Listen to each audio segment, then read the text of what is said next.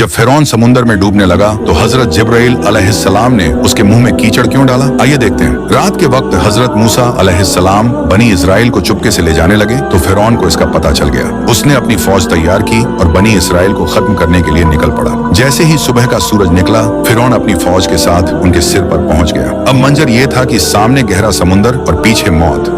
बनी इस्राइल खौफ से चिल्लाने लगे, यकीनन हम पकड़े गए। लेकिन हजरत मूसा अलैहिस्सलाम का ईमान ऐसा बुलंद था कि खौफ की आंधियां भी उसके सामने बेअसर हो गईं। हजरत मूसा अलैहिस्सलाम ने कहा, हरगिज नहीं, बेशक मेरे साथ मेरा रब है, वही मुझे रास्ता दिखाएगा। अल्लाह के हुक्म से उन्होंने अपनी लाठी पानी पर मारी। देखते ही देखते समुंदर फट गया। पानी दोनों तरफ बड़े पहाड़ों की तरह खड़ा हो गया और रास्ता बिल्कुल सूखा बन गया।